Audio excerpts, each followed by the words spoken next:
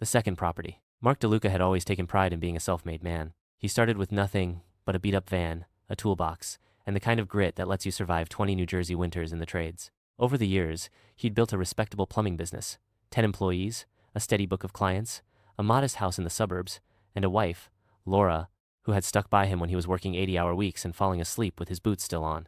But comfort had a way of feeling like failure when everyone else seemed to be leveling up. It started over dinner one night. Mark casually mentioned that his brother-in-law Phil was closing on his third rental property. Phil also hasn't had a family dinner in 6 months, Laura pointed out, slicing her steak. Still, Mark said, chewing thoughtfully, he's building something. Generational wealth. What are we building? Laura raised an eyebrow. Peace of mind. But peace of mind to Mark sounded a lot like standing still. A week later, without fully consulting Laura, he pulled 60 from their 401k and used it for the down payment on a rundown duplex in a revitalizing neighborhood across town. He told himself it was a calculated risk, a smart investment, a step toward freedom. What he didn't say was that he couldn't stand the idea of Phil looking more successful than him. The property was in bad shape, leaking roof, mold in the basement, rats, but Mark saw potential. He decided to do most of the work himself, pulling in a few guys from his crew after hours, paying them off the books. It started off well enough. There was a kind of thrill to it, working into the night, with his hands dirty and the dream in sight. But problems came quickly. The neighbor complained to the city about construction noise. An inspector showed up, poked around, and flagged the unlicensed electrical work. Mark thought he could talk his way out of it. He knew people at the permit office, but it backfired. He was slapped with a 12-0 fine and the warning that his contractor's license could be suspended if he didn't bring the work up to code with certified professionals. Mark was already stretched. He dipped into the business account to pay the fines and brought on a licensed electrician at twice the cost. Cash flow took a hit.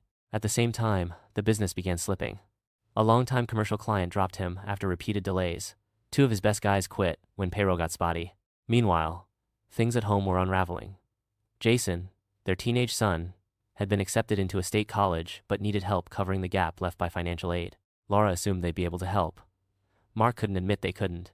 He hadn't told her how deep they were in the hole, that they were already late on their mortgage, that the hard money lender he'd used to finance the renovations was threatening foreclosure. She found out when the bank called. The argument that followed cracked something between them. Laura wasn't just angry about the money she felt betrayed. Mark had kept her in the dark, lied by omission, and gambled with their future out of pride. You did all this because you couldn't stand that Phil was ahead of you, she said. Mark didn't have an answer, because she was right. Still, he wasn't ready to give up. He listed the property for rent, hoping to recover some ground, but the market had softened. Months passed with no tenants. Bills piled up. His crew was stretched thin, and his reputation in town, once rock solid, was taking hits. Desperate, he called Phil. They met at a Greasy Spoon diner off Route 46. Mark swallowed his pride and asked for a loan. To his surprise, Phil shook his head with a bitter laugh. Man, I'm selling 2 of those properties at a loss, he said. The tenants stopped paying, the city raised taxes, and one place flooded last winter. I'm barely staying afloat.